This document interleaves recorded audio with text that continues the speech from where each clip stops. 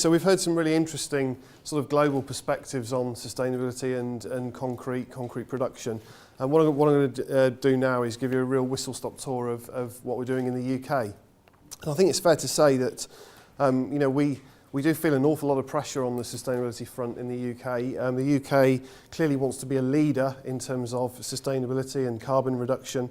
And I think the sort of context here is that we have a plethora of legislative and policy drivers in the UK that are really pressing us to do an awful lot around sustainability. So we're the first country in the world to have legislated for CO2 reduction through our Climate Change Act. There are a couple of countries that are following suit fairly quickly, but nevertheless, that's a really, really big step.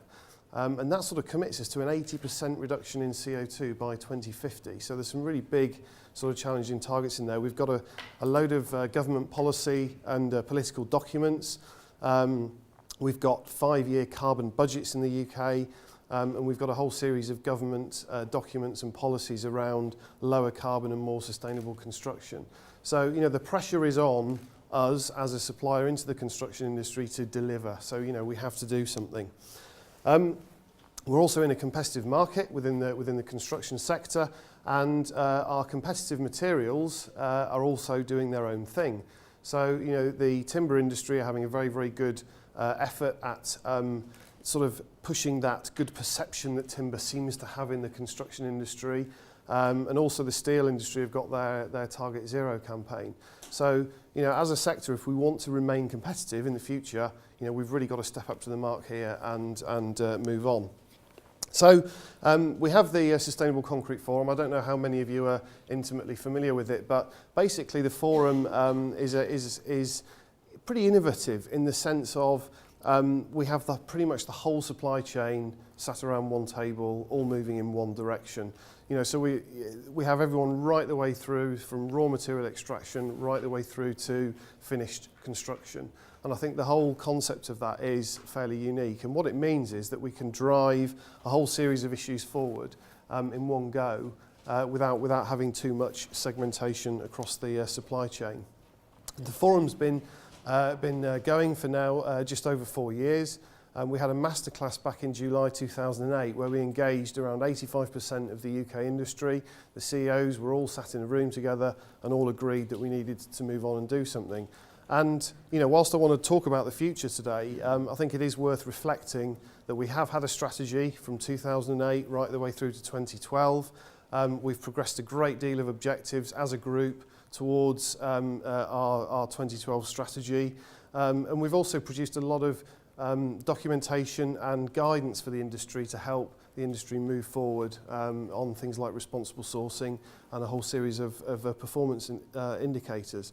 And also, again, fairly uniquely within the whole construction materials sector, we've produced annual reports now for 4 years where we've set not only a whole series of performance indicators where we're transparently opened up on our performance, but also we've set a whole series of targets that our sector wants to achieve. And I know that has been very, very well received amongst many of our stakeholders.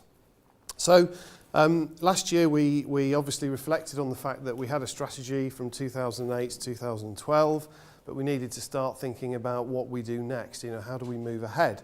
So we started to look at moving towards 2020 and did a whole series of background research as a forum, looking at what issues our industry was likely to face as we move towards 2020, and also engaged with a lot of stakeholders, both within the sector and outside of the sector.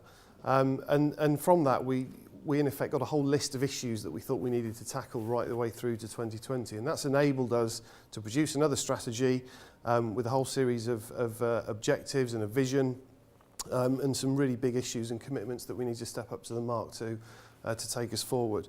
And from that, we've got a roadmap which is now publicly available for all to see. So what's new? Well, the strategy focus moving towards 2020 is different in the sense of our main focus, and I think the reason we've got dotted lines up there is that we've always looked at the whole material supply chain, but the main focus is moving away from just the embodied carbon and the embodied impact of both the sort of design stage and the materials manufacture, but now looking at the whole supply chain issue through to the in-use phase of those buildings and infrastructure in use, and the issues that we can influence towards the end of their life in terms of refurbishment, reuse and demolition. So a real sort of widening of the focus of the strategy. So we have a vision now, and that vision is that the UK concrete industry will be recognised as a leader in sustainable construction. We will take a dynamic role in delivering a sustainable, zero carbon built environment in a socially, environmentally and economically responsible manner. I think it's worth just reflecting in that stage that when we talk about a zero carbon built environment, that definition is still a little bit poorly defined, but it's really about the in-use phase. You know, there's the zero carbon in use. We've got 3 strategic objectives for our 2020 strategy. So the first one is for us committing to this role in terms of a sustainable built environment and contributing into the construction industry and those government targets that we saw about earlier on. We also have a real passion about engaging more of the supply chain, and it's great now that in the forum we are constantly widening the remit of the people that are sat around the table. So it's great now that we've got some construction professionals in the room with us. And so taking that whole supply chain issue forward is where we'll be able to deliver.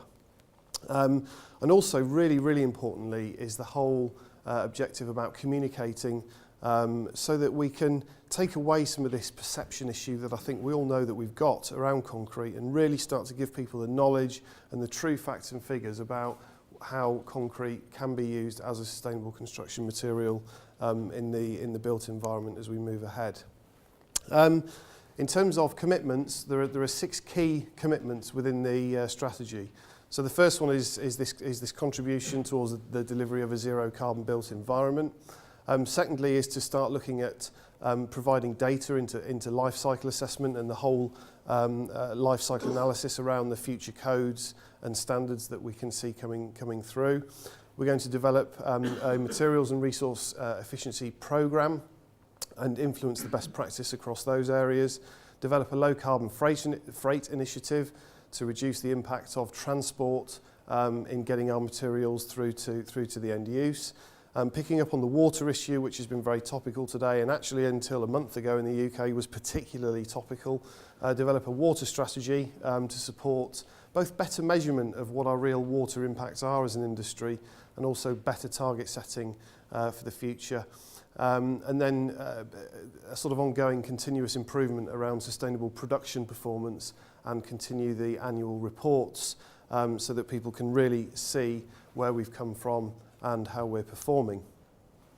And whilst those commitments are very easy to see behind the document, we've got a framework to measure and take forward all of these issues. So we've got a whole series of frameworks and actions and measures of success, which you can see up there. The yellow ones, basically on the right-hand side there, are ones which are new to our 2020 strategy. The others were present in our 2012 strategy. So you can see there we've got some renewable energy use, we've got emissions of CO2 around the construction site, the in-use phase, and interestingly things like climate change adaptation, picking up on some of the points we heard from the speakers earlier on. For each of those target areas we have a roadmap, and I'm not going to go through them in detail, as I'm sure you'll be glad to hear, but just to give you an idea, each target area that we've got within the strategy has a roadmap similar to this. So we start off with a principle in the bottom left-hand corner, and we move around then a series of actions, what we're going to do, and the measures of success, which we're then going to report on later on. And then finally, communicating this, I think, is going to be key. You know, we all recognise that concrete still has a little bit of a perception issue in the marketplace, and so we're now running this communication campaign to just give people the key facts. You know, this is what you can do, this is how concrete can perform very well in a sustainable built environment. So we've got the This Is Concrete campaign. There's a website there which you can all go on and look at, and it shares some very good best practice examples of how concrete's been used to exemplify really the modern built environment. We've got a sustainable concrete website, which is really the forum's website, and on here you will find a whole series of updates on our performance reports.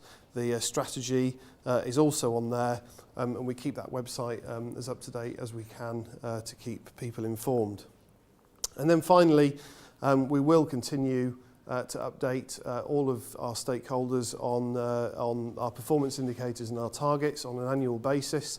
And the fourth report, which we launched using 2010 data, is really starting to draw out some really good news from our sector, and we really should celebrate some of these successes.